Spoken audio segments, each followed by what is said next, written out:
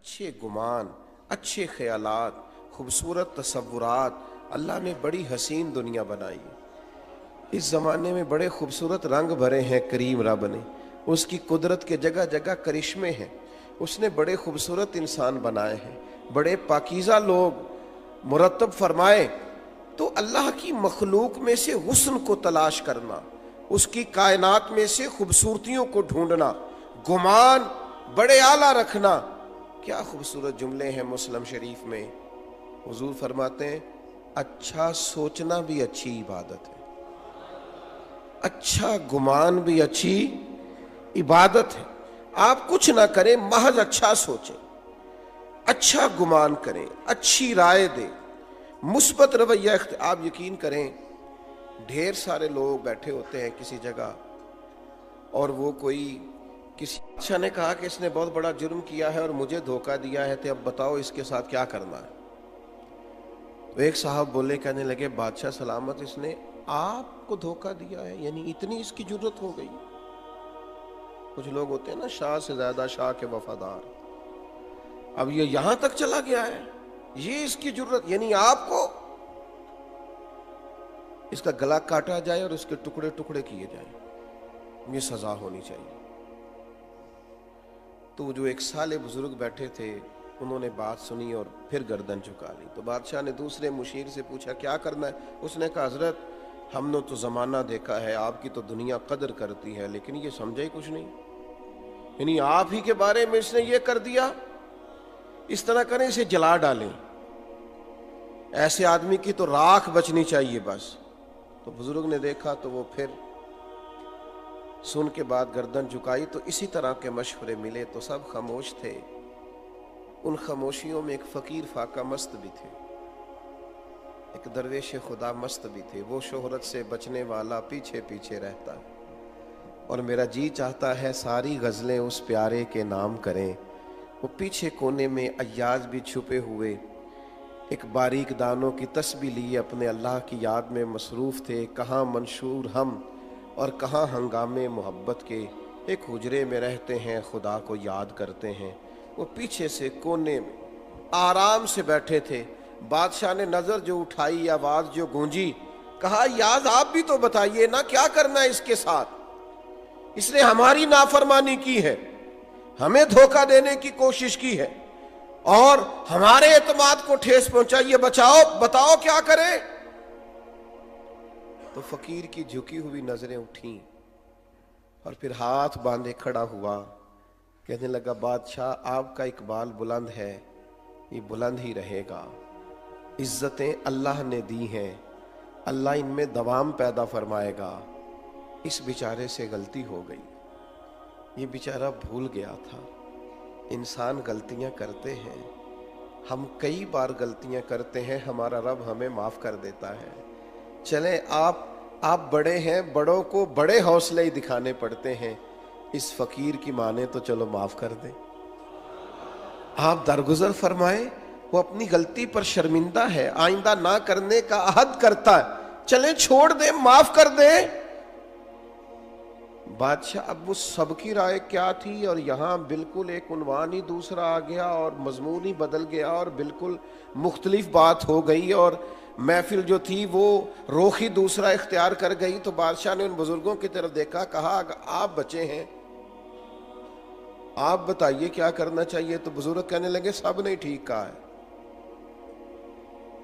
جس کی مرضی بات کے مطابق فیصلہ کر دیں۔ تو بادشاہ ان بزرگوں کی بات سن کے بہت سر پٹائے، کہا یہ کیا بات ہوئی، وہ جس نے کہا کاٹ دے اس نے بھی ٹھیک کہا، جس نے کہا جلا دے اس نے بھی معاذ اللہ ٹھیک کہا ہے، اور جس نے کہا ہے کہ معاف کر دیں اس نے بھی ٹھیک کہا ہے۔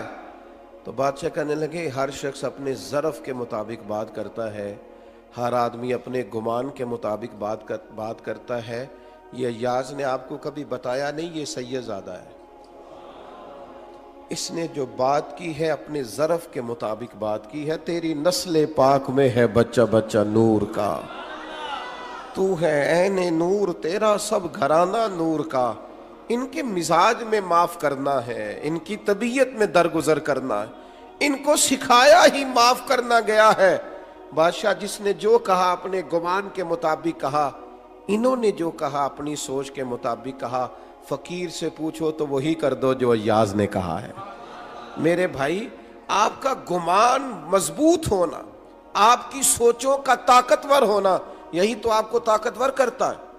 جن کے ارادے بڑے ہوتے ہیں وہی تو محنت زیادہ کرتے ہیں، جن کے حوصلے بڑے ہوتے ہیں وہی تو زیادہ لوگوں کو لیڈ کر پاتے، جن کا ظرف بڑا ہوتا ہے وہی تو بڑے کارہائے نمایاں سر انجام دیتے ہیں۔ لیکن ہماری سوچوں میں بڑی کمزوری آئی ہے، ہمارے لہجے کے اندر بڑی کمزوری آئی۔ میں نے دیکھا ہے کہ گزرتے ہوئے وقت کے ساتھ ساتھ لوگوں کا رویہ یہ ہو گیا ہے کہ بس میں ہوں اور میرے علاوہ کوئی بھی نہ ہو۔ آپ مضبوط ذوق پیدا کریں اپنی زندگی کے اندر، بڑے حوصلے پیدا کریں، بڑے گمان پیدا کریں۔ 10 دن قیام کیا ہے نبی کریم علیہ الصلوۃ والسلام نے طائف کے اندر، 10 دن۔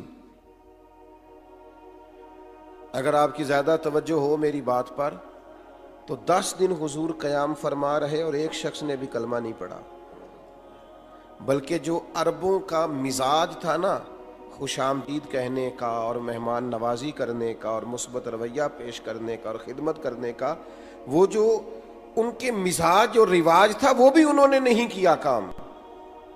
10 دن حضور کا قیام رہا، الٹا انہوں نے پتھر مارے، اوباش نوجوانوں کو معاذ اللہ پیچھے لگا دیا، بہت ساری ذہنی، اعصابی اور جسمانی تکلیف دی۔ اتنے سخت رد عمل کے بعد نبی کریم علیہ السلام ایک باغ میں تشریف لے آئے، کریم تشریف فرما ہے، غلام ساتھ ہے۔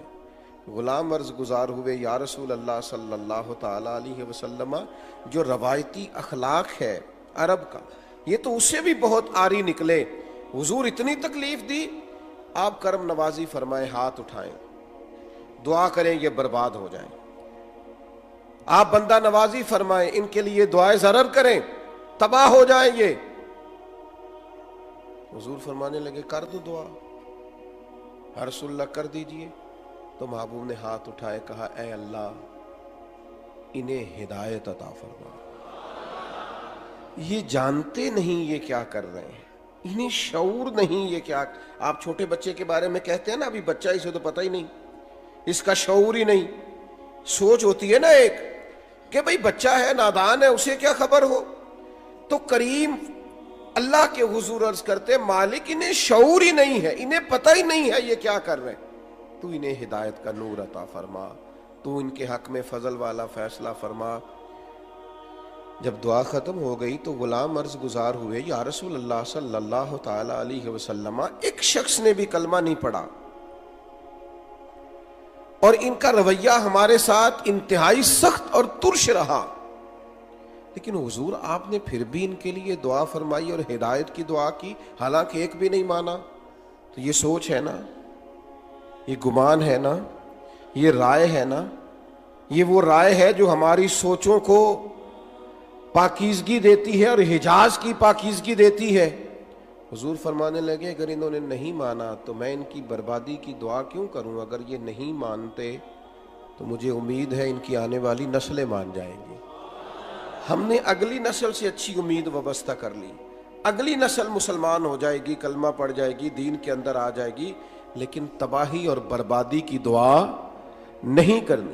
آپ اندازہ کر لیجئے نا، آج ہمارے ہاں کتنی مایوس باتیں ہوتی ہیں، کمزور باتیں ہوتی ہیں، بدگمانیاں ہوتی ہیں۔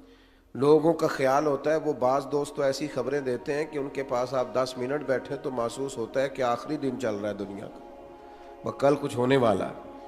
اتنی سخت ترین ان کے پاس کمزور خبریں ہوتی ہیں۔ اچھا گمان، اچھی رائے اور خوبصورت طرز کلام، یہ جو لوگ خوش رہنا چاہتے ہیں نا، اس کا بھی ایک ہی نسخہ ہے کہ سوچا اچھا کریں، مثبت رہا کریں۔ آپ یقین کریں کہ زندگی میں بہار آ جائے گی۔ بہت سارے لوگ زندگی میں دیکھے ہیں جن کو زیادہ پرواہ ہی نہیں ہے، خوش رہتے ہیں، آگے بڑھ جاتے ہیں، کسی نے کچھ کہہ دیا تو کہتے ہیں چلو